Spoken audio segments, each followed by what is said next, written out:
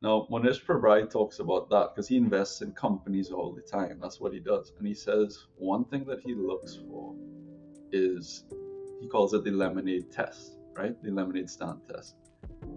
And it's simple. Did this kid or did this guy, woman, whoever it is, did they have a lemonade stand when they Oh were a yeah. kid? You have that resilience in you, right?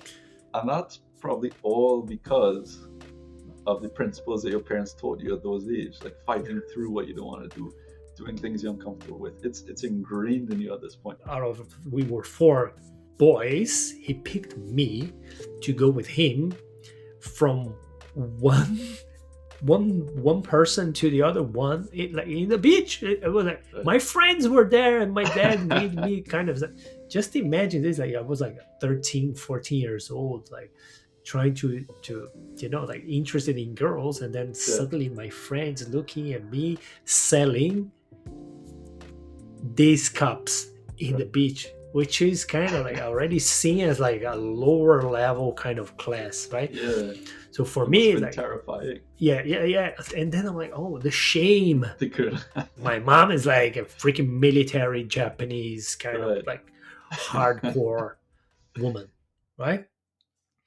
And she was like hard. She was one of the meanest bosses I ever had in my life, right? And she was my mom, Yeah, and she would treat us as any one of the employees. So we had to be the best employees, and then that started to make me see, for example, how the employees would behave. So I was an employee that I had some sort of like skin in the game, because it was over. After all, it was my company, but I yeah, didn't feel like it, right? As you said, yeah. it's a You're a family kid. You don't business. think of that, then. Exactly. I feel like I want to be playing, like Yeah, freaking, like, let these are the people that are hired to do the work, not me, right? But my mom was like, yeah, yeah, we gotta do yeah. it. Like, so, and it was like rain, like I would get wet. Had to do it. Had to do it. And I remember, like, sometimes like we had to wake up at 4:30, 5 a.m. during the weekends, holidays, school holidays. School holidays for me was like no holiday. It was like work season. And that's probably above most things is what will actually contribute to your success in the long run. But But yeah, but the, that the I won't by mistakes myself. the mistakes made you who you are right now, Yeah, right? Like absolutely. I think it's what I call the fail fast, right? It's like you failed fast. You tried something and you failed, and you learned from it, and then you tried something different, right? Which comes down to what one thing that I want to mention afterwards. Like, but you figure out that there was a market of companies that could be sold. One of the things I love is like I would always just be like looking at businesses for sale, right? At the time I was like I couldn't buy a business, but I was like, this is something I love. That was what initially got me interested. So I was always just scrolling, looking at that. I would tell my brother, like, hey, what do you think? Like, look at this business. Imagine if we could buy this, right? It's the coolest thing in the world. Um, if we try and grow this company 20, 30, 50% a year, we'll probably break what's working. So let's not do that. Let's not.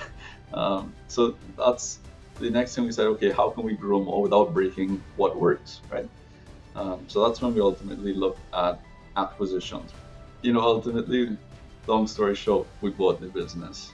Now we went in with all these big grand plans, ideas. Like um, we would sit together, just as a family, because we were doing it as a family. I'd be like, all right, we're gonna do this, and we're gonna do this, and this, and we had all these grand ideas.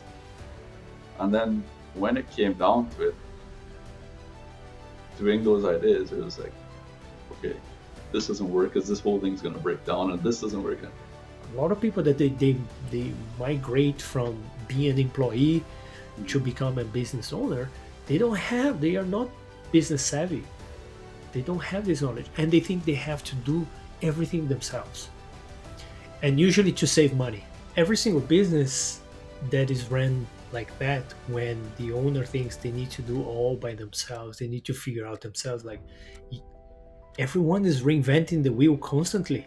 So we said, all right, we're going to self-implement because we don't want to add costs to the business, right? That's a big thing that we do is like, okay, we're cutting costs, we're increasing revenue, right? That's how we grow profit.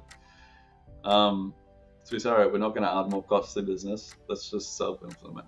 So my dad and I, we sat one day and we're like, all right, we're gonna implement this thing. And when we sat down, we were like, all right, what now? What do we do? And we just kind of sat there for like an hour. We ended up just chatting, and at the end of it, we were like, okay, we've gone nowhere. We don't know how to do this. What do you realize is that okay, we're slashing costs, we're doing all these things, but the reality of it is that the inputs matter so much more than the scoreboard. And he put it beautifully. He said, if you're looking, let's say you're playing cricket, right? Or you're playing soccer, whatever sport. If you're constantly looking at the scoreboard, you're not playing the game, right? So he said in business, it's almost kind of counterintuitive. You're looking at the scoreboard, you always focus on the scoreboard, but you're not kicking the ball right in front of you, right? So one thing that a lot of these guys do, and or one thing that he talked about is that if you focus on kicking the ball and you focus on playing with your team and playing the game right, the scoreboard will take care of itself. And that's one of the, I thought this and I always felt it, but hearing him say that, I was like, this is the most brilliant thing in the world. It's like, play the game right and we will profit. Profit will take care of itself. And that kind of ties into what, you talked about before, where you're saying like, we were saying, no, let's not spend money to get this better. Let's do it ourselves. But the reality of it is, if you do it yourself, you're going to spend 2-3 years trying to figure it out and probably not do it right, as opposed to working with somebody who's done this 1,000 times over, and they're going to show you how to do it in 15 minutes or a year, right? I do this dating phase because of that, and then I like to be as transparent as possible. I say, look, I need you to think about every little aspect that I could, pardon my French, to screw you. Yeah. And I call them, like, I call it the screw me list. Like, think about every possible way that I could screw you, and then I am going to clarify every single one of them. And we were actually getting pretty close to doing a deal, but when it really came down to it, even down to the stage of like, okay, we're gonna sign a deal on something, like we're gonna work together, they weren't willing to share financials. And I was like, guys, how do you expect us to do a deal with you if we don't know what the company makes? Like, this is a financial investment, right? But the ones that have like built an incredible business that I actually look up to, and I'm like, this guy has built something incredible, those are the ones that they're usually like, yeah, my revenue's this, my profit's that, we made a loss this one year, here's why, but here's how we recovered, and all that. And they're very straightforward and they're very open. It's like open book policy, right?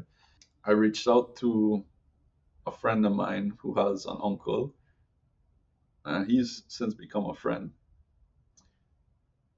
He's like in his 80s, right? But he's built one of the largest insurance companies in Trinidad and across. He's done very well for himself, right? So I reached out to him and I met with him and I said, all right, I want to be in insurance. This is what I'm going to do the rest of my life, whatever. And within 10 minutes of just, like, he asked me a few questions and little things like that, he was like, you don't want to be in insurance. I'll tell you why. And he laid out all these different reasons. And he's like, this is not the business for you. And I remember at the moment I was crushed. I was like, this guy actually just saved me like 3 years of going down a rabbit hole that I had no business going into, right? If someone can do 80% of what you can do, that's 100% awesome. Yeah. You don't have to do it. So you can find the people that are 60%, 80%, and that's great. That's all well and great, right? But if you can find someone who can do things 100%, or 120, or 150%, yeah, I was going to say that, who do it better than you, and you hire those people.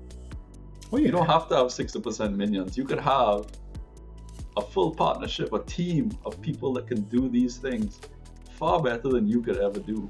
And that is the absolute hack. The ones that are doing it right, they find the people that can do this far better than they can.